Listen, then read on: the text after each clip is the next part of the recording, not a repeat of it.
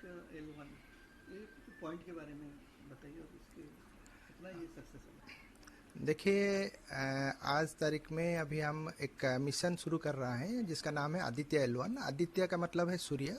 तो सूर्य के अध्ययन के लिए हम इसको भेज रहे हैं।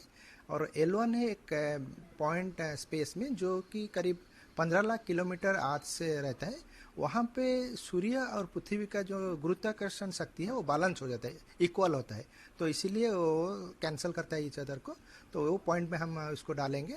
वहाँ से देने का तात्पर्य ये है कि वहाँ पे हम हर समय 24 घंटे 365 आवर्स 365 डेज पूरा सूर्य को देख सकते हैं और पृथ्वी को भी देख सकते हैं। तो ये एक बिंदु है और ये बिंदु स्थिर नहीं है, ये भी घूमता है चारों तरफ सूर्य के 365 दिन के अंदर। वहाँ पे गुरुत्वाकर्षण कम होने की वजह से वहाँ पे उसके चारों तरफ घूमने के लिए हमको सुविधा होगा और इसका ईंधन काम लगेगा। इसीलिए हम आदित्य L1 को L1 पॉइंट, जिसको अंग्रेजी में लैग्रेंज पॉइंट बोलते हैं, वहाँ पे रखते हैं।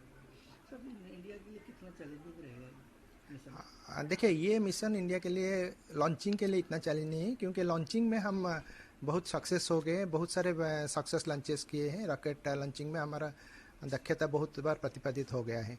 और जब L1 पॉइंट तक जाएगा, वहाँ पे जब हम उसको प्लेस करेंगे वो थोड़ा चैलेंजिंग रहेगा, क्योंकि वो पॉइंट घूमता है, एक फिक्स पॉइंट नहीं। वहाँ पे लेके रखने के लिए करीब 1 महीने भी लग सकता है, वो जो इसरो में दिए हैं इंफॉर्मेशन दिए हैं। लॉन्चिंग के बाद दूसरा चीज़ है, यहाँ पे हम उसका ऑर्बिट थोड़ा बड़ा बड़ा करके जाएंगे। तो वो टाइम में हमको अभी थोड़ा दिक्कत आ सकता है, जैसे ही चंद्रयान में हम किए थे। पहले छोटा ऑर्बिट में आर्क के चारों तरफ घूमेंगे, फिर धीरे धीरे उसको बड़ा करके हम सूर्य के ओर भेजेंगे। और 15 लाख किलोमीटर जाने के बाद वो L1 पॉइंट में पहुंच जाएगा। उसके लिए करीब 120 दिन लगेगा उसको।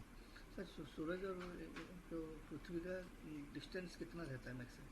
देखिए, एक मिसकंसेप्शन आते हैं लोगों के मन में कि हम तो सूर्य जा रहे हैं, वो जल जाएगा, ये हो जाएगा, खराब हो जाएगा। लेकिन ये बात नहीं है, क्योंकि सूर्य पृथ्वी से 15 करोड़ किलोमीटर दूर है। हम सिर्फ 15 लाख किलोमीटर दूर जा रहे हैं अभी L1 पॉइंट से। जहाँ पे हमारा आदित्य L1 रहेगा, वहाँ से सूर्य का डिस्टेंस 14,85,000 करोड़ किलोमीटर होगा। तो इसमें कोई ये होने का चांसेस नहीं है। सर वहाँ क्या क्या स्टडी करेंगे और ह्यूमन लाइफ के लिए कितना ये गुरुत्वापूर्ण रहेगा। देखिए, ये जो L1 मिशन जा रहे हैं उसका अध्ययन करने के लिए वहाँ पे हम 7 इंस्ट्रूमेंट भेज रहे हैं, जिसमें से 4 इंस्ट्रूमेंट रिमोट सेंसिंग है। वहाँ पे रह के सूर्य का जितना जो स्पीयर्स है, फोटोस्फीयर, क्रोमोस्फीयर, वहाँ पे एनर्जी कैसे शुरू होता है, कैसे आता है, इसके बारे में स्टडी करेगा। और 3 इंस्ट्रूमेंट है वहाँ तक, जो L1 पॉइंट तक जो जो रश्मि आ रहा है, जो अल्ट्रावायलेट रेज आ रहे हैं, इलेक्ट्रॉन्स आ रहे हैं, पार्टिकल आ रहे हैं, उसके लिए ऊपर स्टडी करने का मतलब है। और इसका कारण है कि जब सूर्य में कभी कभी एक स्टॉर्म होता है, जिसको हम सोलर फ्लेयर कहते हैं, उसी टाइम में हमारा बहुत सारे चार्ज पार्टिकल्स अर्थ की ओर आ जाते हैं।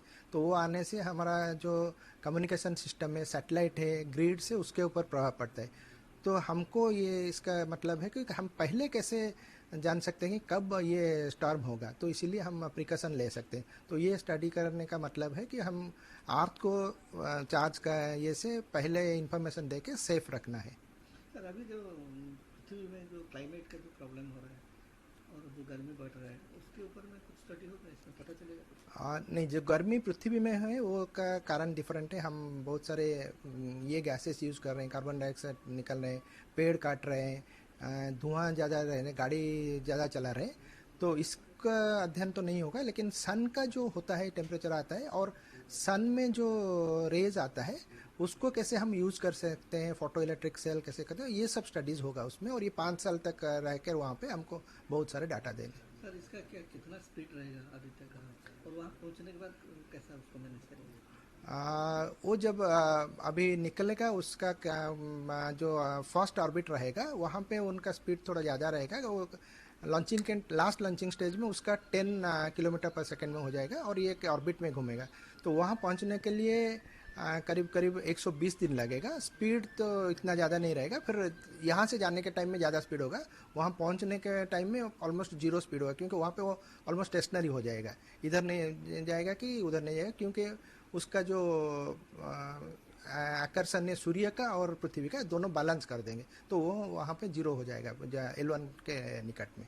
सर जैसा बोले 15 करोड़ किलोमीटर दूर है, तो जब ये मूवमेंट होता है तो कुछ और नियरेस्ट कितना आ जाता है? नहीं, ये तो सूर्य ऑलमोस्ट सर्कुलर पाथ है, जो अर्थ घूमता है तो 0.001% इधर उधर होता है, नहीं तो एवरेज में हम बोल सकते हैं पृथ्वी से सूर्य का डिस्टेंस 15 करोड़ किलोमीटर है, और इसका डिस्टेंस जो रहेगा 14.85 किलोमीटर 85 करोड़ किलोमीटर होगा।